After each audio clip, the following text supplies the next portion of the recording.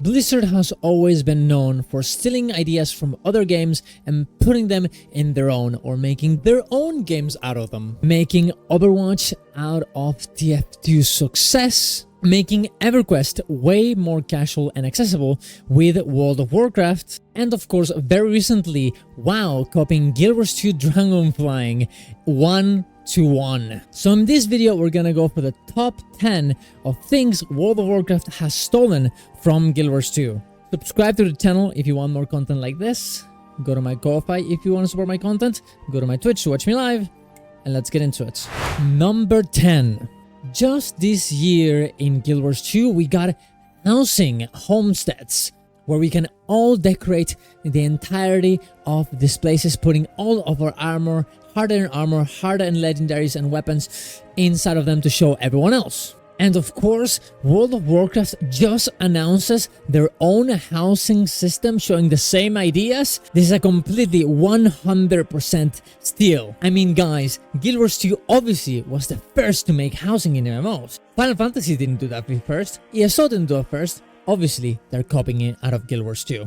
I mean, who would go in, grab an idea from another game in the same genre and make it better for their own game? Disgusting! Bug Blizzard, guys, am I right? Number 9. Delves are a new feature in War Within, where you go in, a semi kind of story instance where you can go with multiple players or only yourself, and it'll scale accordingly. This is used in order to, well, have fun and progress the story in some way, while also not being stuck only in dialogues and, you know, being stuck in story instances. An actual type of gameplay that you can repeat over and over again. Sounds familiar? Yes, it's exactly the same idea as Dragon Response missions when we had them a few years ago on Icebrut Saga. A repeatable story instance, kind of like a mini dungeon where it's scalable from solo to 5 players that you can do over and over again. I mean, come on guys, they even put the bouncing mushroom, just like we have in Guild Wars 2 since Heart of Thorns 2015. It's called even Delves, just like Giala Delve, guys. I mean, come on Blizzard, you can try better than this. Number 8. The War Within also started to invest into more class fantasy, giving every one of their classes a sub-specialization, essentially a type of ascendancy for each of their classes and specs. You can see here how every one of their classes has a different sub-class: Death Knight, Riders of Apocalypse, Paladin, Lightsmith, Templar, Herald of the Sun, Hunter, Dark Ranger, Mage, Sunfury, Druid, Keeper of the Grove, and so on and so on and so on. Does it remind you of anything, guys? Maybe elite specializations that we've gotten since Heart of Thorns in 2015? Yeah, I think so. Obviously, Guild Wars 2 is getting elite specializations, the same idea of an upgrade to each of the classes every expansion since Heart of Thorns, except the last 2 ones, but let's not think about that.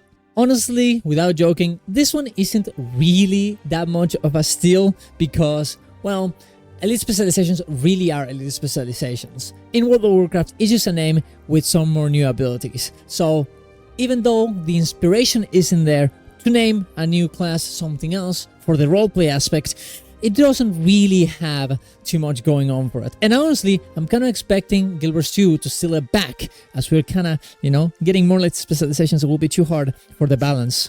Number 7. Oh man, this one makes my blood boil. Oh my god. Blizzard has decided, after stealing the Flying Mount, Griffin, and Skyscale, to do it again and stealing the Roller Beetle.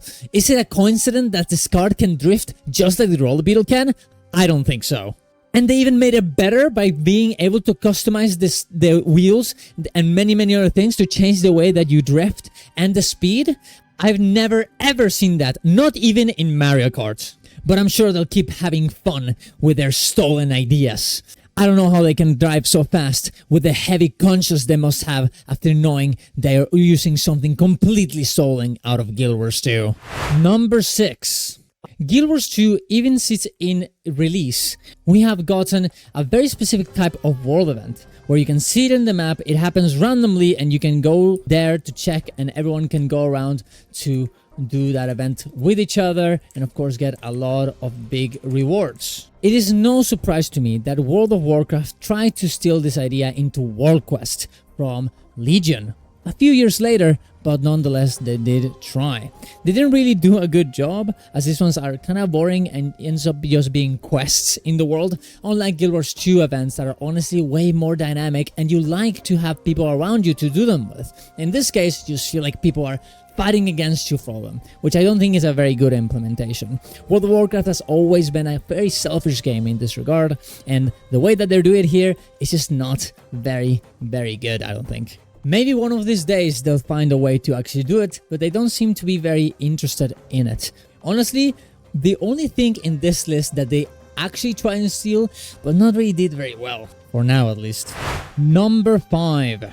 One of Guild Wars 2's biggest and most important type of endgame is world bosses, but essentially metas, which are big events that lead into a big boss at the end that you play with around 50 plus people. These are very epic, very fun, and very dynamic. And they end up being, honestly, a very part of endgame, as you can do all of them from the start of the game, from 2012 core game, to the end of the game on the actual latest expansions.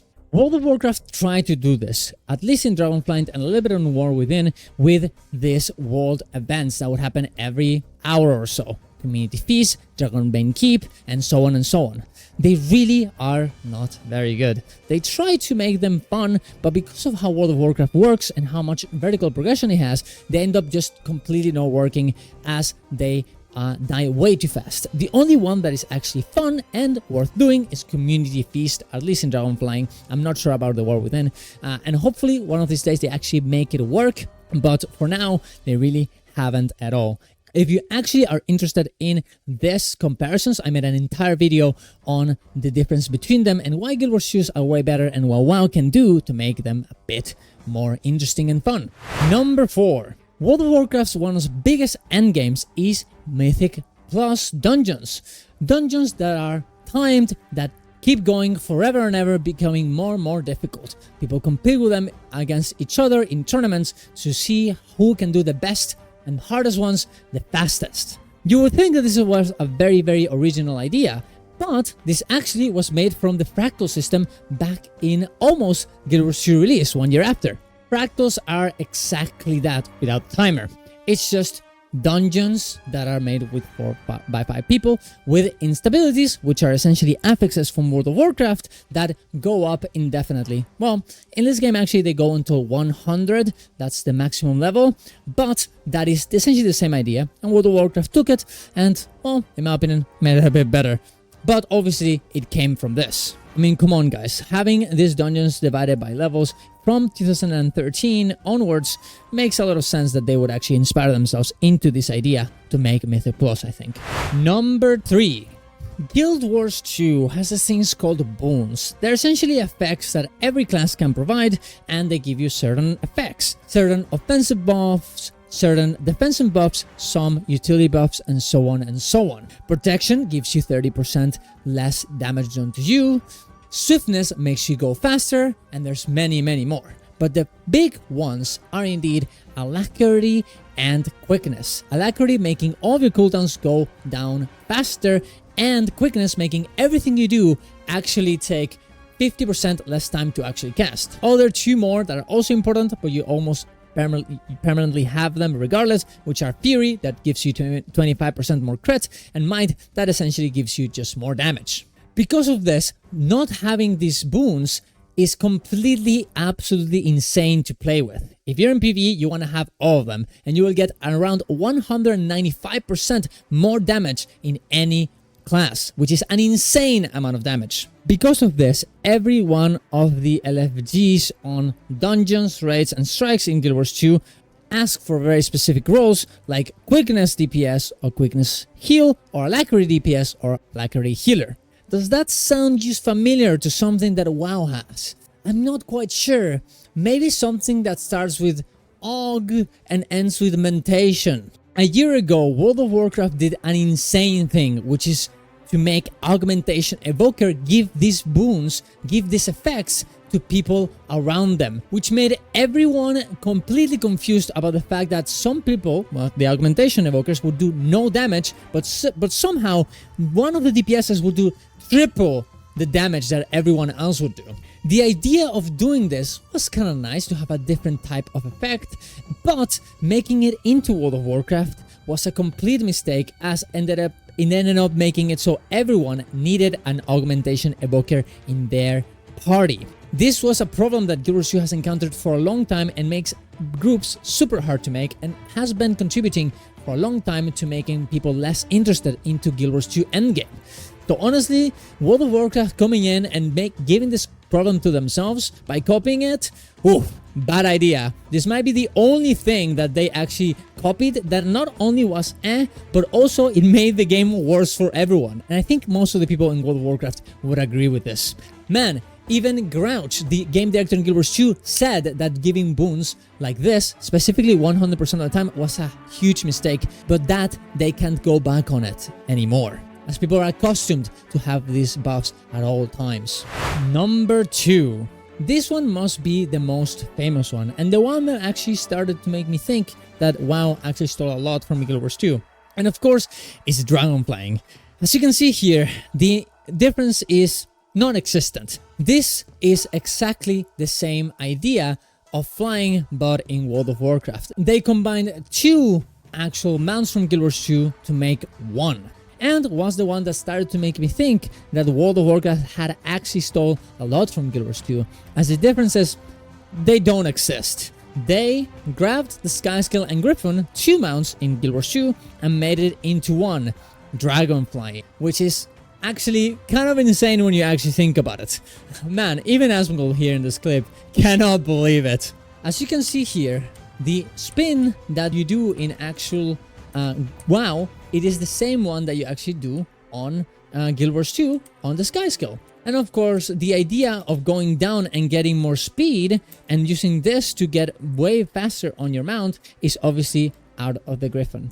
Now, World of Warcraft made it their own by giving yourself boosts, and honestly, the races are way better than the ones you actually have on Guild Wars 2. But yes, I think the Griffon feels way better than the actual Dragonflying in WoW, even though in WoW, it is way more accessible and way easier to use. If you want a full review on this one, I made a video a few years ago about, actually a year ago, about how to do it. It's an old video, not the best quality, but the arguments are still sound if you're interested in them. I'll leave it in the description down below. Now, before we go into number 1, I want to say that, yeah, half of these ones are kind of a joke. The first 5 ones, honestly, are they really copying from Guild Wars 2? Probably not. It's a funny little coincidence, but probably they mainly got inspired at the very least. But the last ones, actually, I think there's a lot of inspiration and some sort of actual change of the mechanics of these ideas into making it something better. And I know a lot of people actually don't like the idea of World of Warcraft coming in and stealing their beautiful game and making them more famous, because my game should be famous because they invented this specific mechanic and feature, and now they're stealing it and getting all the fame because of it, all the glory. Well, that's how it kind of goes, sadly. Guild Wars 2 has also stolen a big amount of ideas. We stole strikes from Final Fantasy XIV.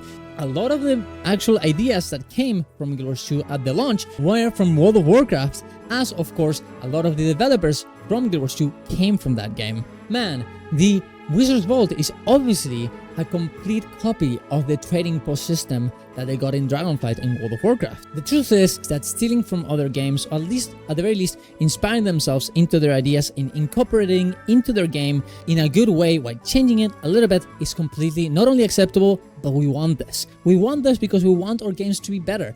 We need to copy something from WoW. The raid design is so good. Their LFG is way better than ours, and there's so many other things that we should be learning from that game. And World of Warcraft should learn a lot of things from Guild Wars 2, and they should indeed copy them as well.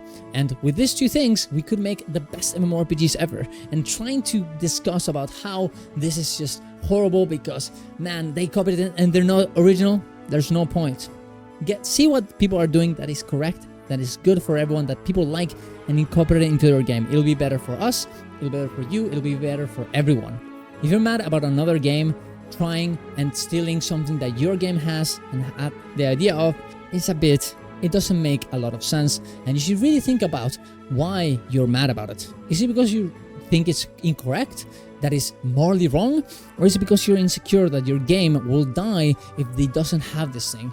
At the end of the day, we as Guild Wars 2 players need to expect ArenaNet to not only make their features better, but also get their features, incorporate them into their game, and make us get a better game. That being said, let's go and show number one, the most disgusting steal that WoW and Blizzard has ever done to Guild Wars 2. Number one, the oil. This raid boss on Guild Wars 2 has a very specific mechanic where there's a black spot that if you touch it with your feet, it'll expand and do a lot of damage around everyone.